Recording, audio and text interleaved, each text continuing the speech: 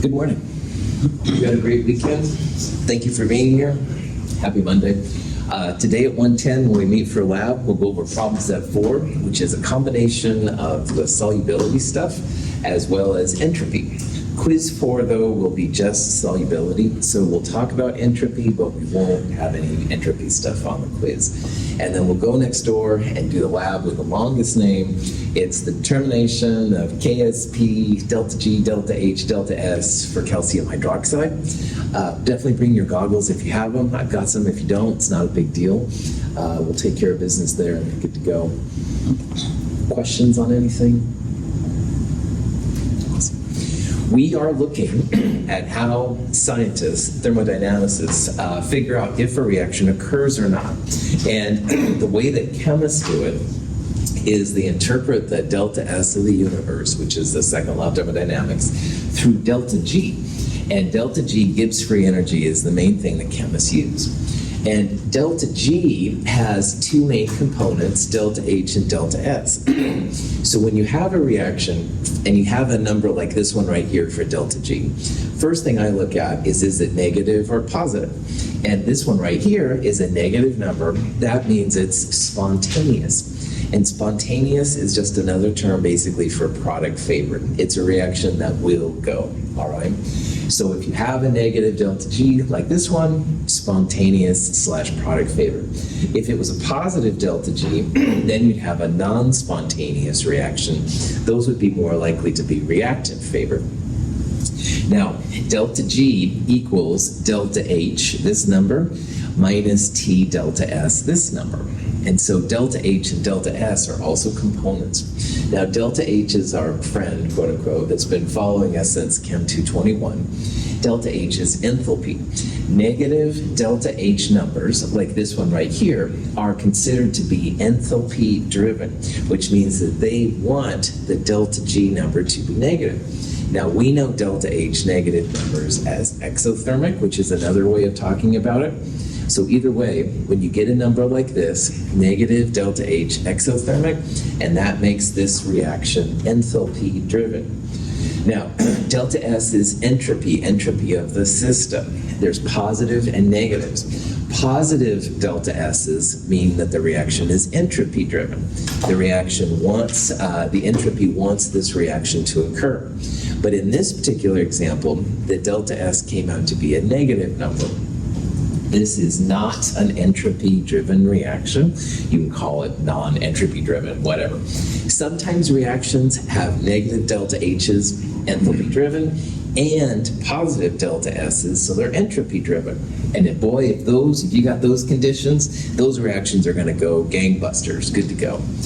This reaction is enthalpy-driven because it's a negative delta H, but it is not entropy-driven. And what that means is entropy really doesn't want this reaction to go. Enthalpy does.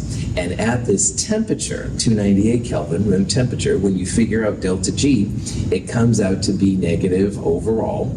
So this reaction will occur, all right? No problem, because delta G is negative. Sometimes the entropy term is able to overpower enthalpy or vice versa. This is one of the things to think about. But these are how chemists think about these things. Now, most of the time, delta H is figured out by what we did in Chem 221, which was the enthalpy of products minus the enthalpy of reactants. You'll need the table from problem set 5, which is really big.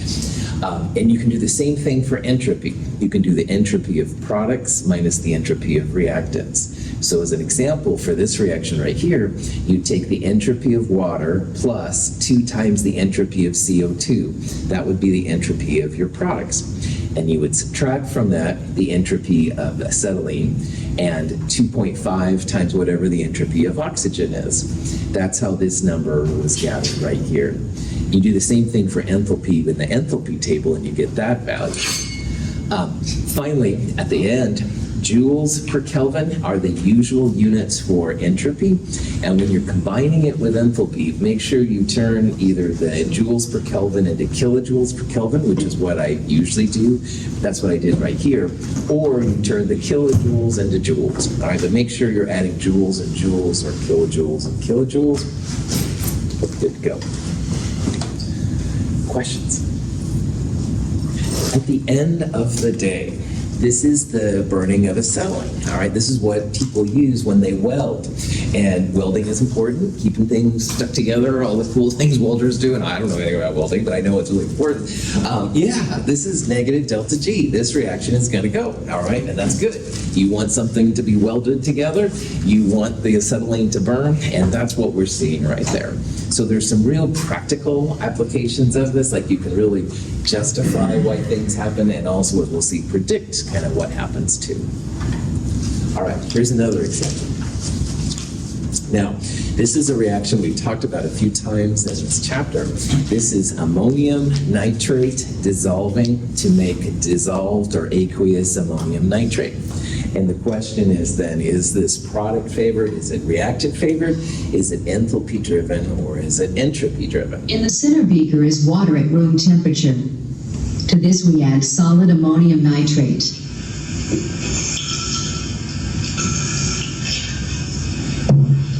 The ammonium nitrate dissolves. Usually, a reaction that occurs so readily is exothermic, but we see from the thermometer that this reaction is endothermic. The temperature of the water drops significantly. This reaction is not favored energetically, yet it still occurs. Okay, so if you have a reaction like this, all right, you can go through kind of a mental checklist and see like what exactly is happening in terms of these units. So the first thing we'll think about is delta G. And to answer that, we just need to ask ourselves, did something happen? Yes or no? So when you put the ammonium nitrate solid in water, did anything happen? See people shaking their head both directions, which is fine. All right, so you didn't see like an explosion or colors being made, but the solid dissolved, all right? And that is something in the chemistry world. It didn't just sit there. Like a lot of solids, like calcium hydroxide we'll see today, a lot of times they just kind of sit there. But ammonium nitrate, as you stir it, it goes away, okay? So we would consider this to be a spontaneous reaction. Something happened, all right? It's not exciting. There's no color changes, which of course I adore, these kind of things, but something did occur, all right? So the delta G deity says, yes, I want this reaction to go, and it does, okay? So for this reaction, because the solid dissolved, it's not exciting, but it's something happened, we would say that your delta G value is going to be a negative. Is that cool? Right on. So now we can think about why delta G is negative. And it always comes down to delta H and delta S. And one of these terms has to be the driving force as to why delta G was negative.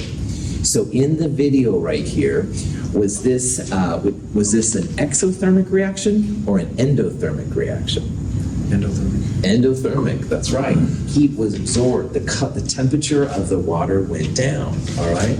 So that means then that delta H is a positive number. This is not an enthalpy-driven reaction. And what that means is that enthalpy really doesn't want this reaction to go, all right?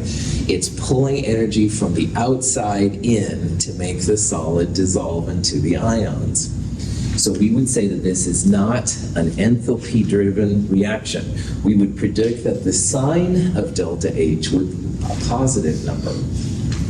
However, for entropy, delta G equals delta H minus T delta S. Now we know that delta G has to be negative because something happened. But when we measured the temperature, delta H was a positive number, all right? And if this was all zero, there's no way that this could happen because a positive number would not make delta G negative. It would make delta G a positive number. So minus T delta S is the other part right here. There's a negative sign right there. So we can ask ourselves then at this point, is entropy going to be a positive number or a negative number? And remember that you have to have delta G be negative here because something occurred. And if this is positive, that means that delta S must be a positive number because a positive delta S times negative T will make this whole part right here a negative number. And that's the reason why delta G is negative. So entropy can be hard to see what's going on, but in this case, by deduction, delta G has to be negative. Something happened. The solid didn't just sit there in the water. Temperature went down. Delta H is not helping. It's a positive number, all right? So kind of by default then, this has to be an entropy-driven reaction. Now, I'm sure you feel really trusting this morning, but on the other hand, let's figure this out, all right? So you can use the thermodynamic tables in problem set 5 to find delta H and delta S. So delta H here would be products minus reactants. So if you look at the aqueous version of ammonium nitrate, delta H, and you subtract the solid form of ammonium nitrate, it comes out sure enough to be a positive number like we thought. So positive delta H means endothermic, the temperature got colder, all right? And this is not an enthalpy-driven reaction. But you can do the same thing for delta S. You can take the delta S of dissolved ammonium nitrate and subtract the solid version of ammonium nitrate. And sure enough, that's solid, all right? Most of the time, aqueous things are higher entropy than the solid form. Solid's like the lowest usually, but it's best to be certain. So sure enough, positive 108.7 joules per Kelvin means that this reaction is entropy driven. Entropy wants this reaction to go. So you put this together, you start at 298 Kelvin, which is where we started. Delta G, sure enough, minus 6.7 kilojoules. So this reaction is spontaneous and product driven, all right? Enthalpy didn't help here. Enthalpy was being kind of a sourpuss, but entropy certainly wanted it to go. This was what we would call an entropy driven reaction. So in the first example with acetylene, entropy really didn't want that reaction to go, but enthalpy did. And enthalpy overpowered entropy to make it delta G be negative, all right? So that was enthalpy driven. This reaction is the opposite. You have an enthalpy, which is the sourpuss. It doesn't want the reaction to go. It's a positive number. But delta S does want the reaction to go. It's a positive delta S. And overall, entropy overpowers enthalpy, making delta G negative. So we saw something occur in both systems. Good to go. Any questions? All right, here's another example. All right, this is a reaction where iron 3 oxide, which is essentially rust, is being combined with carbon to make pure iron and CO2. And we'll say that Jacob says, hey, Russell, is this possible? So what I would do is I would find delta H and delta S.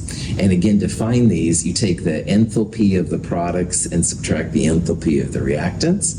That's where this number came from. And I would do the same thing for the entropy. I take the entropy of the products and subtract the entropy from the reactants. I get these two numbers right here, and at room temperature, which is what the little zero usually means, I would take delta H minus T delta S, turning this into kilojoules. Sure enough, delta G comes out to be a positive number. Now, positive delta G is non-spontaneous, which means that this reaction won't occur by default, all right? It'll mostly just sit there at 298 Kelvin. But Jacob goes, oh man, I've got so much rust and carbon sitting around, and why he would have that, I have no idea, but let's say he did, and he goes, I really want this reaction to go because pure iron would be worth more than iron 3 oxide and stuff like that. So what Jacob and I can do is think about these delta H and delta S terms again. Now delta H, positive endothermic, delta H doesn't want this reaction to go. But delta S does want the reaction to go. Remember, positive delta S means entropy driven, all right? And at room temperature, delta S is not able to overpower delta H. That's why we have a positive delta G. But the question is then, there must be some temperature where this will overpower this, where the minus T delta S term is bigger, if you will, than the delta H term. And if that temperature can be found, we could go just a little bit over that to make the delta G become a negative number. And then you could have a product favored reaction, you would be able to make your pure iron from the rust and stuff, and everything would be good. So if you really, really, really want a reaction like this to occur that doesn't happen at room temperature, and one of the delta H or delta S terms wants the reaction to go, you can figure out a temperature at which this becomes product favored. And in this case, we're looking at delta S because this is an entropy-driven reaction. We just need to figure out the temperature at which this one overpowers delta H to make delta G a negative sign. And it's not too hard to do. Delta G equals delta H minus T delta S. So what you can do is just let delta G equals 0. And at that point then, delta H minus T delta S equals 0. So you put the minus T delta S on the other side, you have delta H equals T delta S, and define that temperature, that threshold temperature, delta H divided by delta S. Now again, remember, joules per Kelvin is the normal delta S term you get, so you got to turn it to kilojoules. But if you do that, you get this number right here, 835.1 Kelvin, which is pretty high. It's more than 1,000 degrees Celsius. But what this can tell Jacob and I is that, man, if you really want this reaction to go, you can pump your temperature up to 836 Kelvin, just a little bit above, all right? And then all of a sudden those positive delta G's will turn into negative numbers, and those are the reactions that will occur. So if you really, really, really want to have a reaction go, you can make temperatures like this. They're just really intense, right? You have to have that kind of temperature. It's not something you want to do in your backyard or here at Mount Hood Community College, even for that matter. But in an industrial setting, you can get to those kind of temperatures. This threshold temperature is the point at which you go from positive delta G to negative delta G, all right? And if you want this reaction to go, this would be the kind of temperature you'd have to get to. A little bit higher, 836 Kelvin, something like that. So, threshold temperatures are only applicable if you have both delta H and delta S positive or both delta H and delta S negatives, all right? If you have one positive and one negative, you'll end up with a negative temperature, and that'll mess with you, and you'll be like, what the heck, Russell? Those don't apply, all right? But if they're both positive or both negative, you can find a threshold temperature. In this case, we want temperatures that are higher than this to get what it is. If they were both negative, we'd look for a temperature lower, but anyway, it's the right idea. These threshold temperatures can be important if you really want a reaction to go. All right. Here's another example that's maybe more applicable than making, rust into iron. That's kind of esoteric. This is just good old ice melting the liquid water, all right? And at 273 Kelvin, which is 0 Celsius, which is where the water begins to freeze, you can do things like this to figure this out. Oops. What the?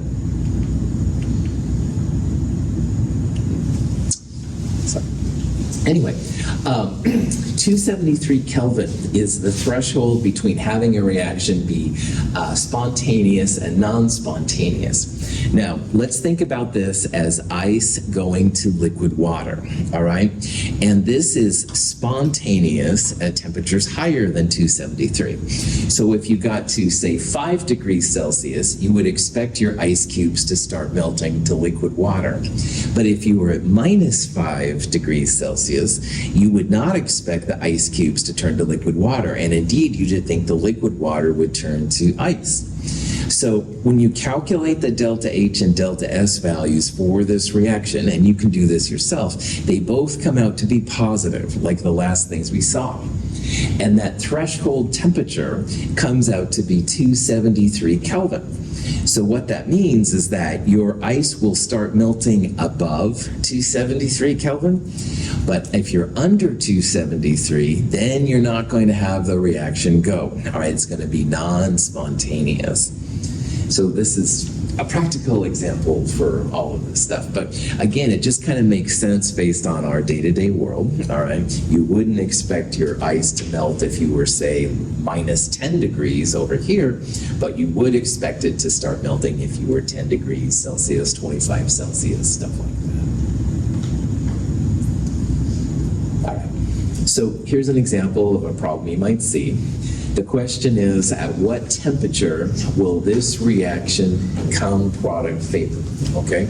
And this reaction is just at room temperature, it's not product favored. If a reaction is not product favored, does that mean delta G will be a positive number or a negative number?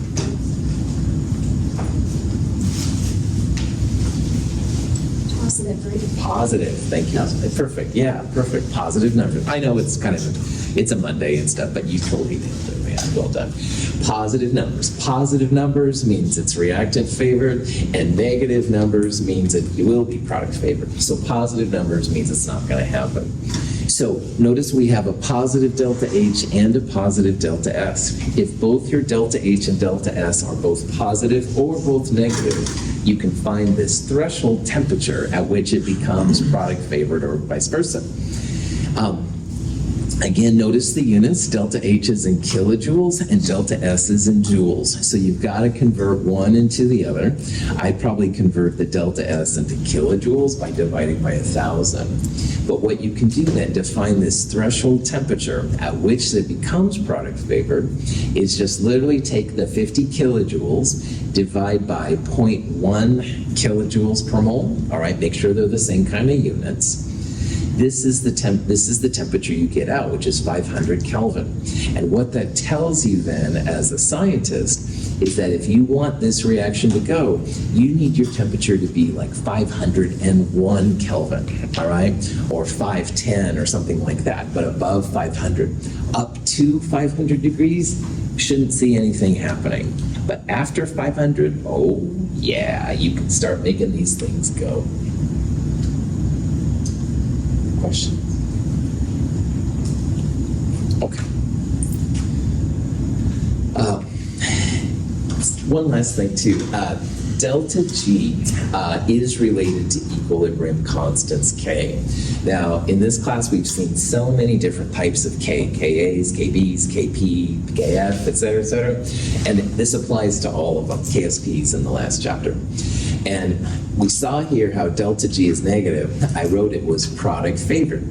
Now, product favored Ks are greater than 1, and now we know that a K greater than 1 is related to a negative delta G. Likewise, reactant favored Ks are less than 1. Ks less than 1s correspond to a positive delta G. So Donovan has a favorite K. I don't know why I thought you might have a favorite K, Donovan, but if anybody would, you would. Anyway, if he has a favorite K, I don't know why, Donovan, I apologize if that's weird. Anyway, if he has a favorite K, he can figure out delta G from whatever he's got. Delta G equals minus RT natural log of K, all right? Now, temperature, Kelvin temperature, big surprise there. R is the energy R, 8.3145. Please use this value of R when you're using these calculations. And then minus RT natural log of your equilibrium constant is how you can figure out delta G. And this is another use, for example, for the half equivalence point. I know titration still going to be shell shock after all that, but the half equivalence point on titrations, you could like pH equals pKa, you could solve for Ka, and Ka can relate back to a delta G. So for a chemist, this is just cool as cool could be, basically. Anyway, no big deal. Another thing you can do is if you have a delta G at non-standard conditions, and you know the delta G at a standard condition at room temperature, you can use this little beast to calculate your delta G. So let's say you wanted to find delta G at 300 Kelvin, which is which is a little bit higher than the standard Kelvin. You could use this thing right here, delta G under standard conditions plus RT natural log of Q. Q is the reaction quotient. Q is products over reactants, just like an equilibrium constant. We won't use this one so much. We might use this one once in a while, all right? So just kind of keep that in the back of your mind. This little picture here was called entropy. I thought it was kind of a cool picture, but it really has no meaning on the class. Questions? Okay. So here's an example of how this works out. Dinitrogen tetroxide to 2 nitrogen dioxides is a reaction we've talked about once in a while in this class this term. When you find delta G, products minus reactants, so 2 NO2s minus N2O4, or you could do delta H and delta S, etc. Anyway, it comes out to be positive 4.80 kilojoules. Is this delta G spontaneous or non-spontaneous? Non-spontaneous, that's right. Positive delta G is non-spontaneous, probably not going to go by itself. N2O4 more likely to occur than NO2. So let's say we wanted to find the equilibrium constant for this particular thing at 298 Kelvin, no problem. One thing you've got to do, delta G and delta H usually in kilojoules, and the R value is usually in joules. So you've got to convert one to the other. So what I did here is I multiplied delta G by 1,000 to get it in joules, and then delta G equals minus RT natural log K. Temperature 298 Kelvin. Here's the R constant, the energy R. To solve for K, natural log of K minus the delta G over RT, you get minus 1.94. And then if you solve for the actual equilibrium constant, you use the anti-natural log, which is the little e to the x button. In Chem 222, we did this a little bit. If you want to get rid of a natural log, you go e to the x. The log log, it's 10 to the x, but with this one you use the e. Anyway, we get 0.14. And why that's kind of cool is in this reaction, we had a delta G which was larger than 0. It was not spontaneous, reactant favored. And we would expect, if it's reactant favored, to get a K less than 1. Sure enough, K less than 1. Woohoo! So that's a nice way to kind of make sure that you're on the right track, all right? Because the math can get a little funky sometimes. On the other hand, if you had a negative delta G up here, you would expect to get a K that's greater than 1. So you can kind of make sense then of the values and stuff as you go through. Questions?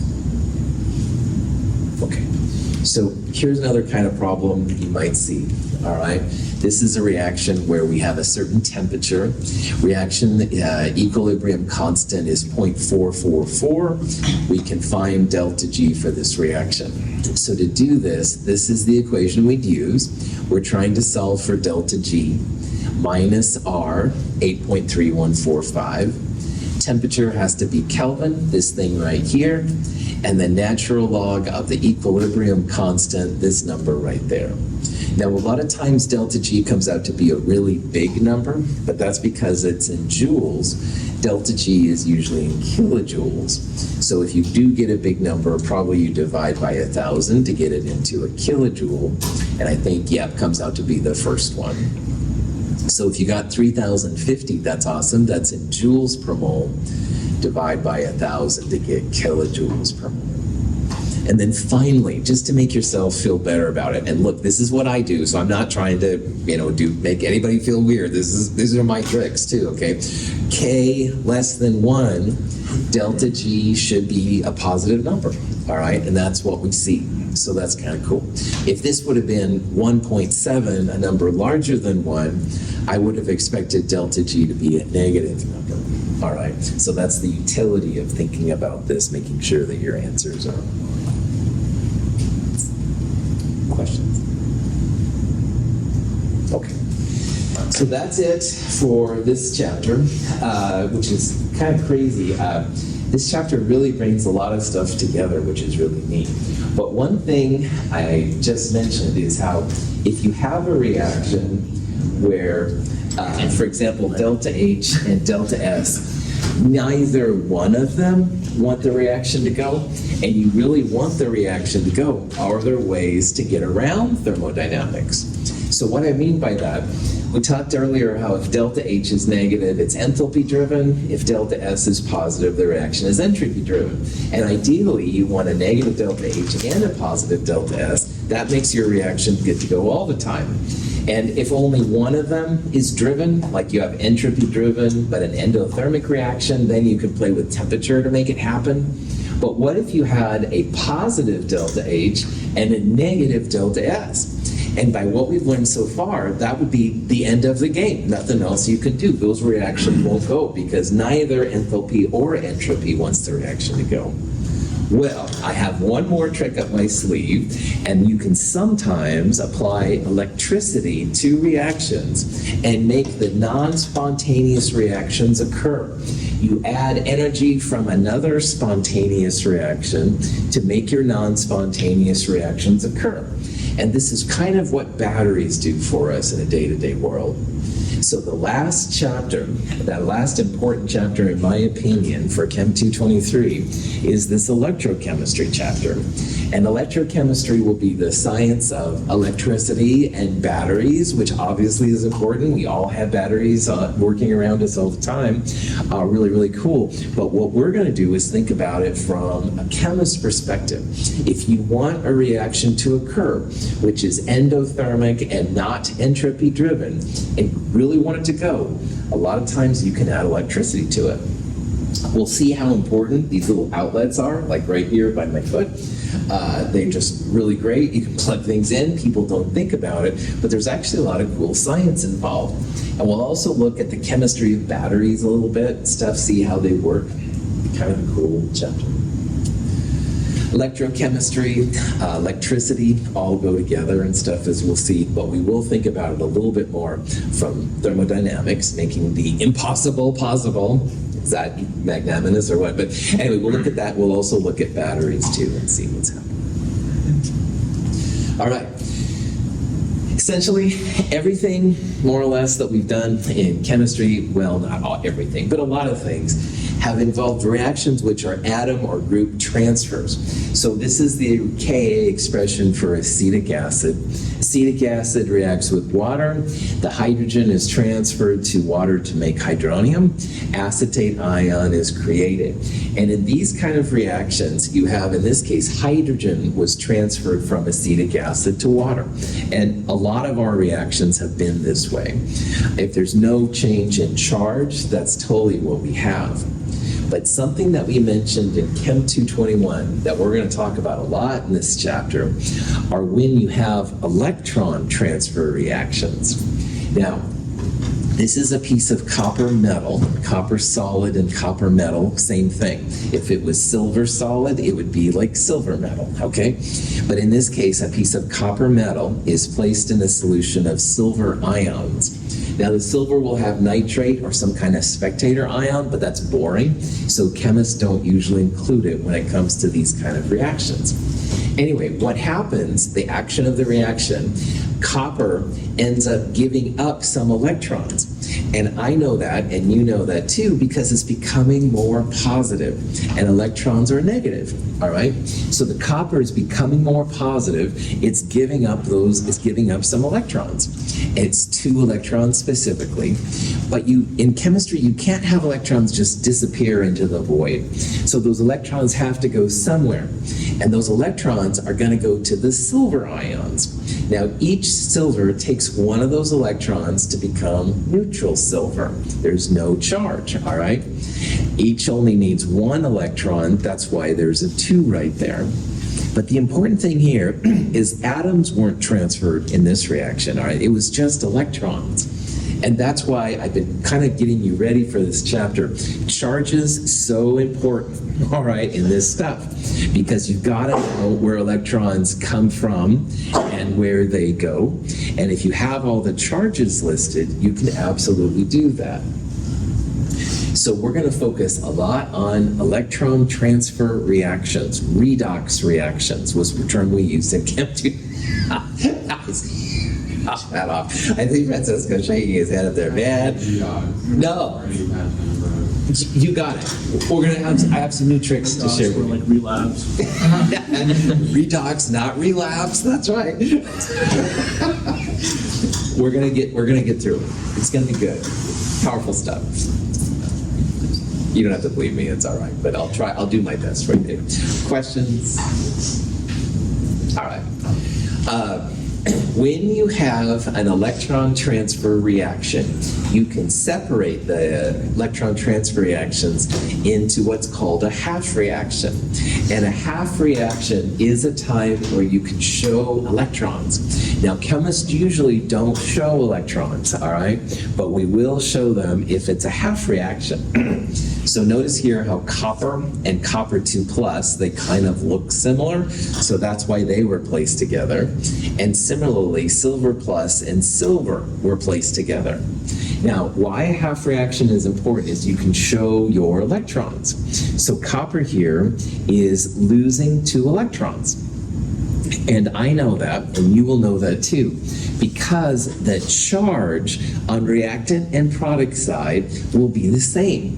So copper metal has no charge, 0 charge.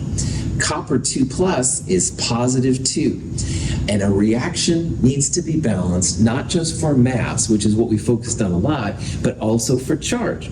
So if I add 2 -1 electrons to this side, it's like -2 and positive 2, that goes to 0. So this side now has no net charge, and this side has no net charge. We are balanced. And you can do the same thing down here. Silver here has no charge. There's no positives or negatives by it. But silver plus certainly does, and it's 2 positive ones. So we can add 2 negative electrons to make the positive 2 cancel out. Positive 2 and negative 2 goes to 0, and that's good because the silver metal is 0. So the reason I've been starting to get a little fascist, need I say that? I apologize for using that in my own context, but it's true. I've been starting to get a little bit more stringent, if you will, about your charges, is because if you have balanced charges, you're good to go. And all reactions really are balanced for charge and mass. We don't always think about it, but in this chapter, that's going to be really cool. And if you don't know if electrons are being lost or electrons are being gained, this is an easy way to do it. But you have to write the charges and stuff.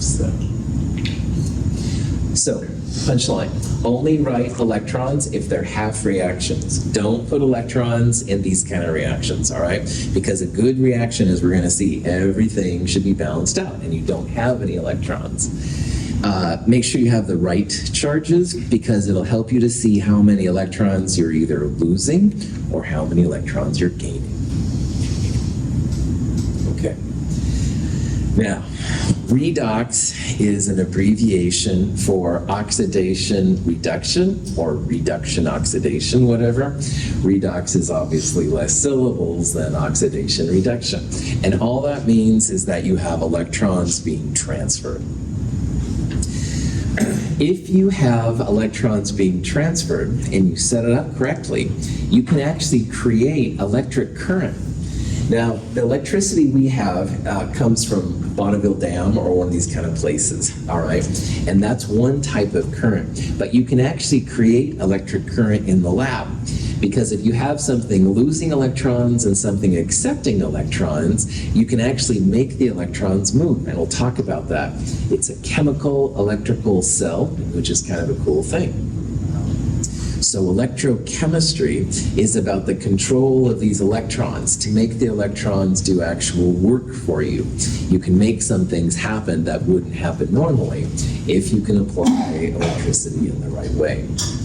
So electrochemistry is just about the control of electricity. Now, of course, the joke is always appropriate. This is old comic BC, and this person says, what's oxidation anyway? And the other person says, gee, I don't know, my science is a little rusty. Well, rust is iron going to iron 3 hydroxide. That is an oxidation reaction. So that's why, it's kind of funny.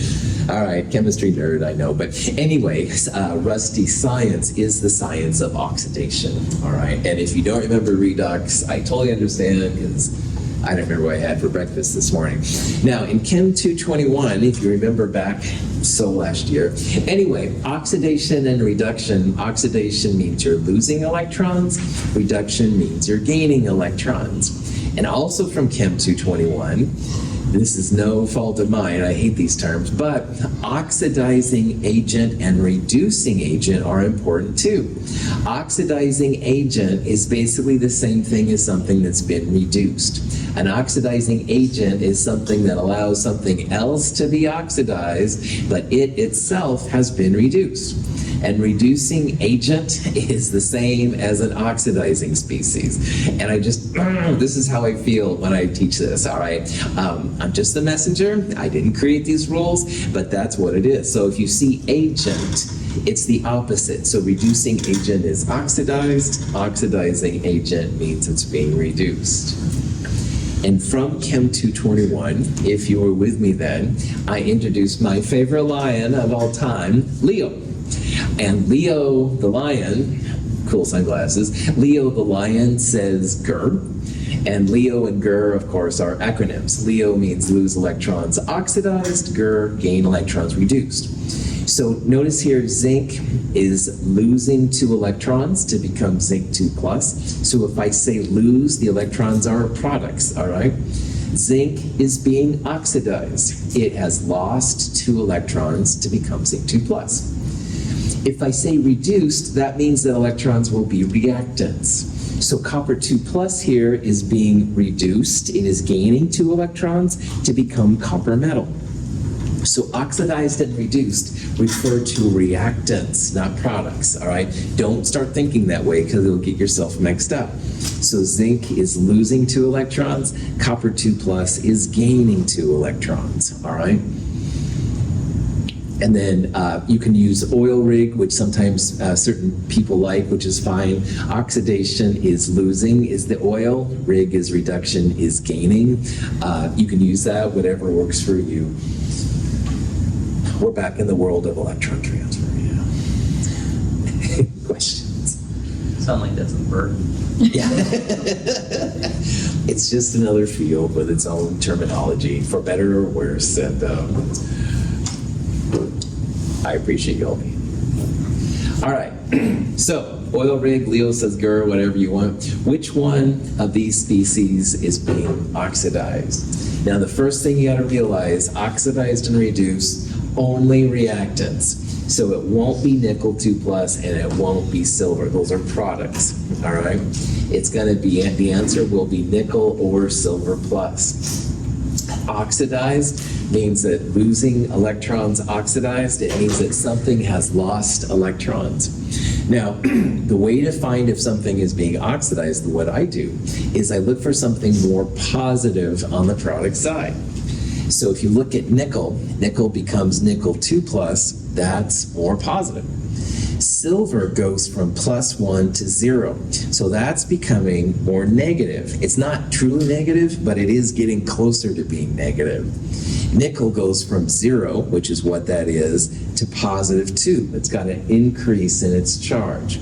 So definitely here, it's going to be the nickel. Nickel is becoming more positive, all right? Silver goes from +1 to 0. It's getting more negative. It's not negative, but it's more negative than it was.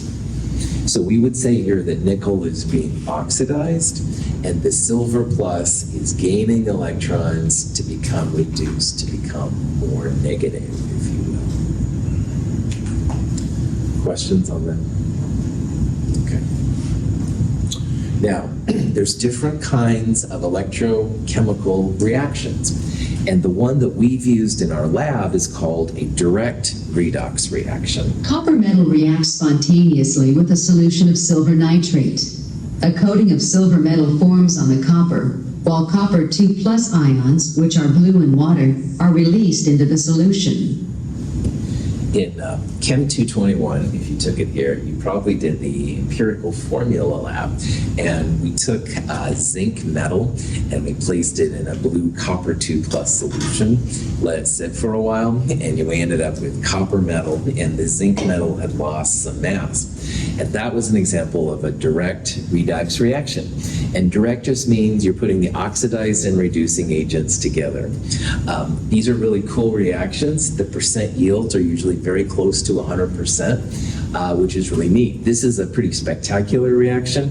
The copper metal starts as just that piece of metal there you saw, and the silver plus is colorless. And after you let it sit for a while, this mossy stuff right here is actually silver metal. Now, when you have like a silver necklace, they have to be recrystallized and stuff like that. But this is what you would use to make the silver metal. It's not, ready for a necklace right now, but it could be with the right kind of stuff. On the other hand, the blue solution, which starts to appear, that's really indicative of copper 2 plus ions. So it's really a cool reaction, very high percent yield. If you let it wait for a day, it's usually enough to make most of it react, which is cool. But in this type of scenarios that we're looking at, there's no control over where the electrons are going to and coming from, all right? So in this one, copper is becoming more positive, the copper is being oxidized. So the copper is losing its electrons, and they're going directly to the silver plus. And that's why the silver forms right on the copper, all right? That electron transfer is immediate, and it's really high, it's pretty usually high percent yields, like I said, but chemists don't have any control over the reaction. And maybe that's good, maybe it's bad, just something to think about. Here's kind of a time lapse. This is the piece of copper metal. After you add the silver, the solution definitely starts to turn more blue, and it gets more and more blue. That blue is the color of the copper 2, all right? Initially, copper metals like we saw in Chem 222, usually have a very strong metal lattice, FCC, BCC, these kind of things, very, very strong. But when the silver ions come in, the silver ions are able to pull some of the electrons away from the coppers. So the coppers begin to get ionized. They'd be +2, not +1, which it looks like right there. And the silver ions become pure silver, starts to crystallize right on that lattice right there, which is cool. And again, in this case, I think it was a silver nitrate. So the nitrates are still floating around, but they're boring, so chemists don't usually talk about it.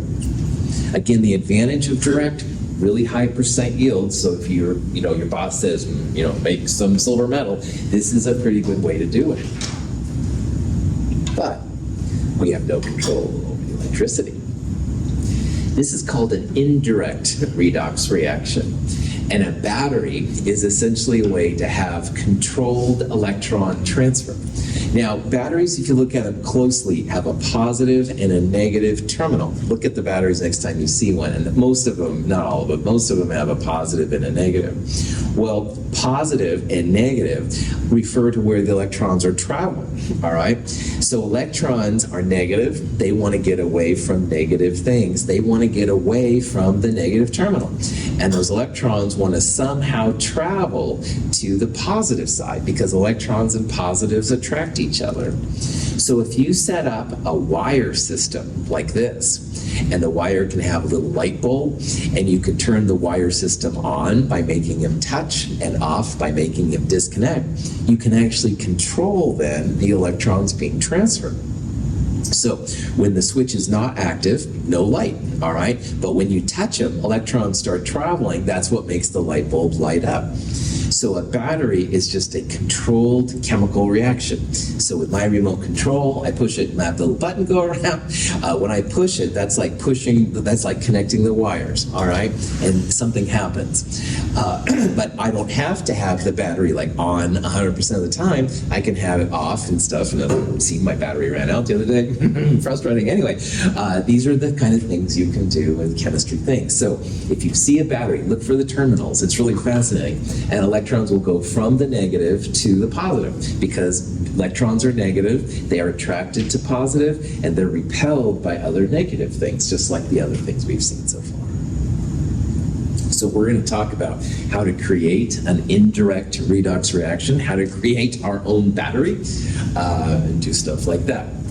So why study this? Well, I'm hoping that batteries is a really good answer because all of us use batteries in phones and calculators and basically my brain most of the time. Anyway, whatever you use batteries for, really important, right? But there's more than that. Corrosion is a big thing. A ship in the sea will naturally have corrosion from the salt water, but with the right kind of metals, you can prevent the corrosion from being too bad. If you have a car and you live by the ocean, your car will begin to rust and stuff too. So this is one way that we can use electrochemistry to help out. Chemically, a lot of the chemicals that we've used even in our labs are only created through electrochemistry. So all the sodium hydroxide, for example, comes from electrochemical reactions. And if you want pure aluminum for aluminum cans, pure chemicals like fluorine, as well as the alkali metals, gotta have electrochemistry. But thankfully, electrochemistry is important for us too.